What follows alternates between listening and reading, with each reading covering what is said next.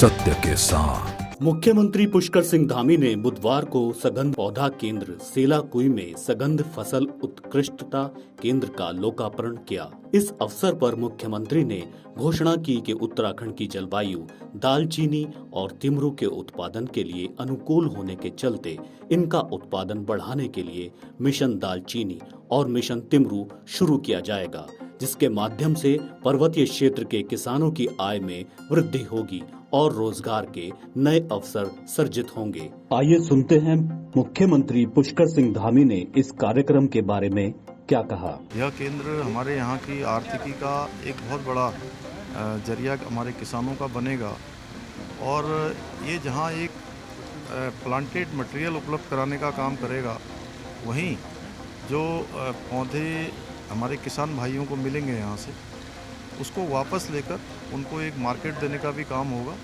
और इसकी हमारे यहाँ अपार संभावनाएं हैं और हम लोग लगातार इसका विस्तार हो। पिछले दिसंबर 2021 में माननीय प्रधानमंत्री जी के द्वारा इस एरोमा पार्क का लोकार्पण किया गया था।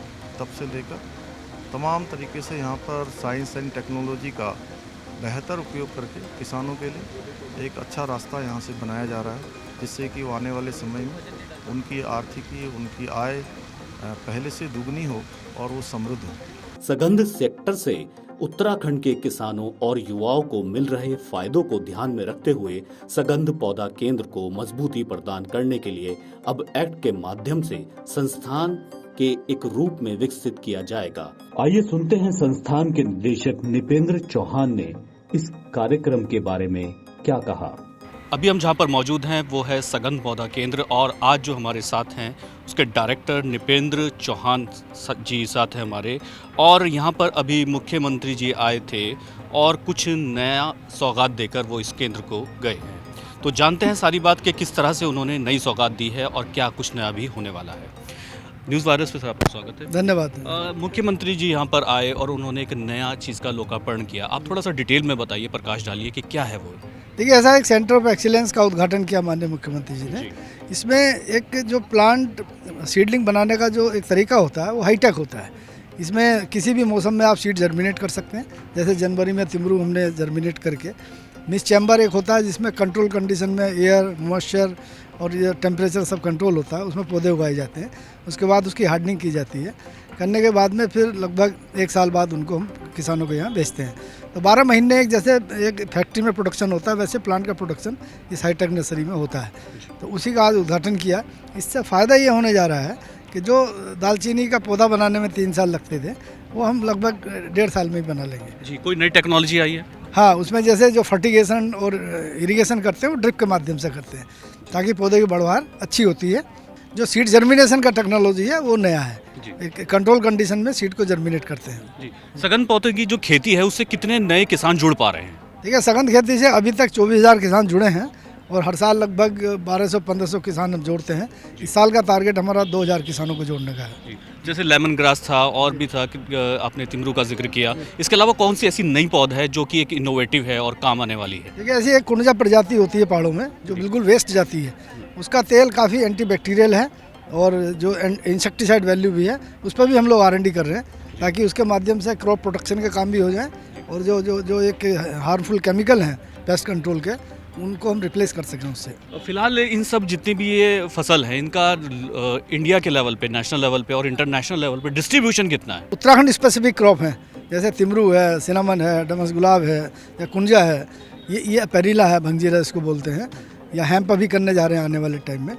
तो ये तो उत्तराखंड में ही है सिर्फ, और ये हमारी USP है आने वाले टाइम में।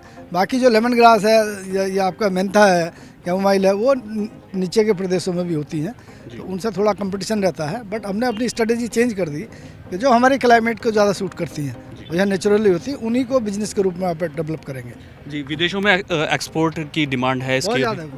विदेशों में एक्सपोर्ट की तो बहुत भयंकर डिमांड। किन किन देशों को हम गिन सकते हैं? ज़्यादा यूरोपियन कंट्री सारे सब इसको लेते हैं, जितने आपके नॉर्थ ईस्ट वाले हैं, हांगकॉन्ग है, चाइना है, इंडोनेशिया है, काफ़ी थाईलैंड है, काफ़ी हमारा यहाँ से ऑयल जाता है। और इनफैक्ट इंडिया ही बहुत बड़ा मार्केट है। जो इम्पोर्ट हम लोग करते हैं वो बंद होएगा। दूसरे जो हमारी यहाँ लेबर बाकी देशों से सस्ती है, तो हम प्रोडक्शन उनके मुकाबले ज़्यादा सस्ता कर पाते हैं। सर इसमें रोजगार की बात भी मुख्यमंत्री जी ने कही, तो इसमें रोजगार की कितनी और संभावनाएं बढ़ती दिख रहे हैं आप? देखिए जैसे जैसे पहाड़ों में खेती खत्म हो रही है, रोज़गार खत्म हो रहे हैं, तो खेती आबाद होगी तो गांव-गांव गली-गली रोज़गार ही रोज़गार होंगे, क्योंकि ये खेती के साथ साथ प्रसंस्करण भी साथ साथ जाता है इसके, और मार्केटिंग भी साथ साथ जाती है, और एरोमा टूरिज्म से देख करके ही लोग बहुत पैसे कमाते हैं, तो उस तरह से काफ़ी रोज़गार के संभावना इसमें है। फिलहाल और क्या इसमें अभी आप स्पेस देख रहे हैं कि जिसको और आने वाले टाइम में फिल हो जाना चाहिए? देखिए आने वाले टाइम में सबसे बड़ी इसमें जो एक ह्यूमन रिसोर्स है, ट्रेंड, उसकी बहुत कमी है इंडस्ट्रीज़ में, और ख़ास तौर से परफ्यूमरी और अरोमा इंडस्ट्री में, तो उसको यहाँ डेवलप करने की हम प्लान कर रहे हैं, ताकि एक जो पढ़े लिखे युवा हैं वो भी रोज़गार पा सकें। इस बारे से बात करने के लिए बहुत बहुत शुक्रिया। Thank you. तो ये थे निदेशक कैब के, जो बता रहे थे कि इसके फ़िलहाल क्या फ़ायदे हैं और आने वाले समय में इसकी डिमांड इंटरनेशनल भी होने जा रही है।